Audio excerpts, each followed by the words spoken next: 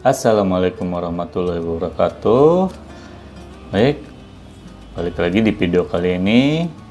Saya akan membahas tentang penggunaan obat saat berpuasa ya. Nah, banyak sekali di antara kita semua kebingungan tentang bagaimana cara minum, cara penggunaan obat di saat kita sedang berpuasa. Nah, baik, lanjut saja. Nah, tidak semua penggunaan obat itu membatalkan puasa ya. Karena jika obat tersebut dalam bentuk yang tidak diminum, nah melalui mulut dan masuk saluran cerna, nah itu tidak akan membatalkan puasa kita.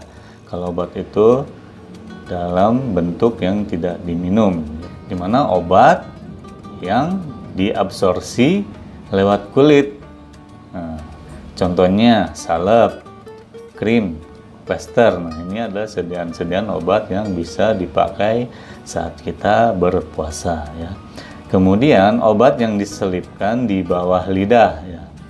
Seperti nitrogliserin, yaitu obat untuk angina pectoris atau nyeri pada dada ya. Kemudian obat kumur ya. Obat kumur sejauh tidak ditelan ya, saat dikumur-kumur dan obatnya tidak ditelan itu tidak akan membatalkan puasa kita. Nah, kemudian obat yang disuntikan melalui kulit, sendi otot, dan pena ya. Nah, kecuali pemberian makan melalui intravena, nah itu tidak diperbolehkan ya, karena bentuknya sudah makanan. Selanjutnya obat tetes, tetes mata ataupun tetes telinga, yaitu tidak membatalkan juga. Kemudian obat yang digunakan melalui vagina ya, seperti sediaan suppositoria, yaitu juga tidak membatalkan puasa kita. Kemudian pemberian gas oksigen dan anestesi ya. Nah, untuk vaksinasi juga tidak membatalkan puasa kita ya. Jadi vaksinasi juga aman buat kita. Lanjut. Nah, kemudian bagaimana penggunaan obat pada saat kita berpuasa ya. Nah, penggunaan obatnya yaitu perubahan jadwal waktu minum obat mungkin ya dapat mempengaruhi efek terapi obat. Nah, karena itu perlu kehati-hatian dalam merubah jadwal minum obat ya. Dan konsultasikan dengan dokter ataupun apoteker di sekitar Anda ya. Itu salah satu caranya.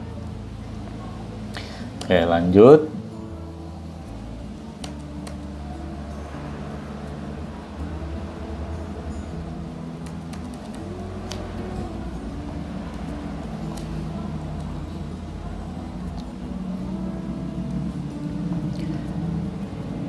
Nah, bagaimana jika dalam suatu obat tertera 1x1 cara minumnya ya.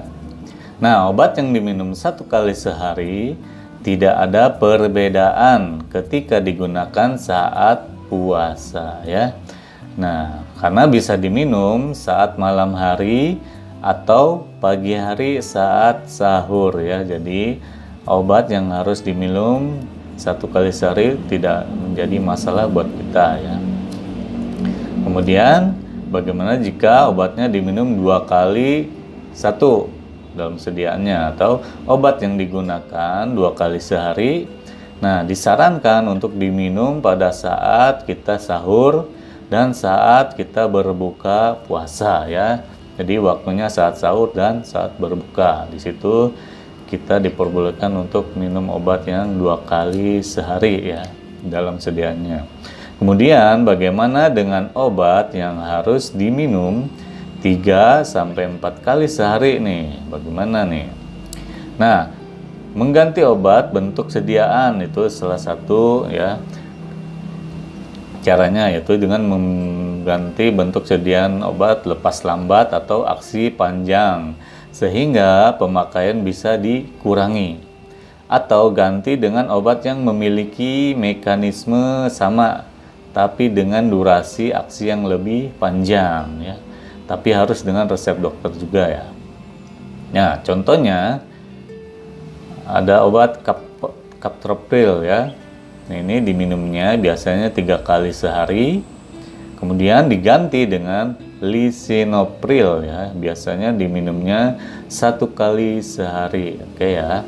Dan jika tidak bisa diganti, maka penggunanya adalah dari waktu berbuka puasa hingga sahur. Nah, itu dibagi saja ya pembagian waktunya. Nah, yang sebaiknya dibagi dalam rentan waktu yang sama ya, jadi tidak berubah-ubah. Contohnya, jika 3 kali sehari, dibagi saja 3 kali, berarti pada waktu jam 18 sore, kemudian jam 23 malam, kemudian jam 4 pagi saat sahur ya. Itu untuk 3 kali sehari. Nah, bagaimana jika 4 kali sehari minumnya ya? Ya tinggal dibagi menjadi saat jam 18, kemudian jam 22, kemudian jam 1 malam, dan jam 4 pagi sahur. Itulah jika obat harus diminum 3-4 kali sehari ya. Tinggal dibagi saja waktunya, disesuaikan. Lanjut, kemudian bagaimana penggunaan obat sebelum dan sesudah makan. Nah, ini juga penting.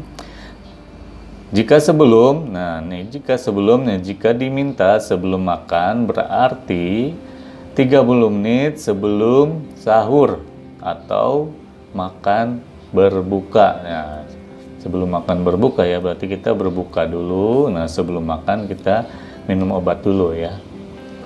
Nah, jika sesudah diminta sesudah makan, artinya kondisi lambung sudah terisi ya. Kira-kira 5-10 menit setelah kita makan ya. Jadi 5-10 menit setelah kita makan barulah kita minum obat ya. Itu jika obat yang tertera di etiketnya sebelum dan sesudah. Oke. Nah, penggunaan obat penyakit kronis di bulan Ramadan bagaimana nih? Bagi mereka yang ingin tetap berpuasa, ya, perlu dilakukan pemantauan yang lebih ketat terkait dengan perubahan jadwal pemberian obatnya dan kondisi penyakitnya juga ya. Nah, bagaimana? Udah nggak bingung lagi kan ya? Selamat menunaikan ibadah puasa buat kita semua ya. Semoga materi yang tadi saya sampaikan bermanfaat untuk kita semua dalam menjalankan ibadah puasa ini ya. Terima kasih. Assalamualaikum warahmatullahi wabarakatuh.